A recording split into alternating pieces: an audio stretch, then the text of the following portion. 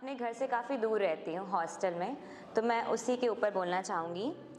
तो मेरी कविता कुछ ऐसी है कि ज़िंदगी में जब हम कहीं भटक लटक जाते हैं तो जो सबसे ज़्यादा याद आता है वो होता है घर।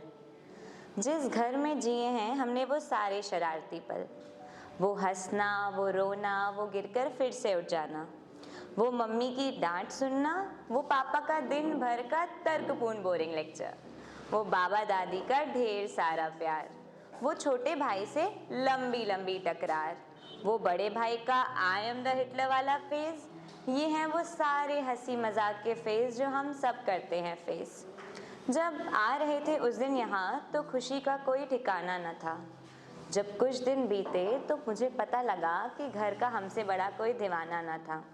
याद है मुझे, कहा था पापा ने, बेटा घर से दूर रहना इतना आसान नहीं होता, कमज़ोर लोगों का इस दुनिया में कोई खास नहीं होता, हार कर बैठ न जाना कहीं, हार कर थक न जाना कभी, छुट्टियों में घर जाना भी इतना आसान नहीं होता, छुट्टियों में वापस आना भी इतना आसान नहीं होता, घर से दूर रहना इतना आसान नहीं होता, घर से दूर रहना इतना आसान नहीं होता।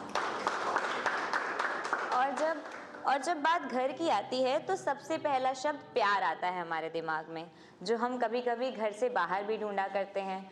कभी किसी को मिलता है तो कभी किसी को नहीं मिलता, लेकिन उससे उम्मीदें हम सबको होती हैं। तो उन्हीं उम्मीदों को अपने जज्बात के धागों में पिरो करके मैं एक कविता लाई हूँ।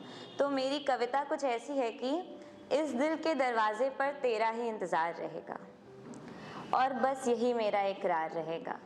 अगर कर पाना सुकूने मौत तक का सफ़र तो मुख्तलिफ से एतबार करना, तो सिर्फ तुम्हारे लिए ये लिखना चाहूँगी कि मुझे जुल्फ़ें बंधी पसंद है, चाहो तो बिखेर देना तुम। माथा थोड़ा बड़ा है मेरा, बिंदी लगाकर सहेज देना तुम। मेरी ये नाक मुझे थोड़ा कम भाती है, चांद पर दाग समझ लेना तुम, कि इन छोटी सी अक्षों में तुम बसे हो, कि इन छोटी सी अक्षों में तुम बसे हो, खुद को ढूंढ लेना तुम, कि इन गुलाबी होठों में छोटा सा काला तिल है, कि इन गुलाबी होठों में छोटा सा काला तिल है, चाहो तो देख लेना तुम, कि मेरे गालों पे पड़ने वाला ये डिम्पल मुझे खुद से आफरीन कराता है, कि मुझ में खामियां थोड़ी ज़्यादा हैं, कि मुझ में खामियां थोड़ी ज़्यादा हैं।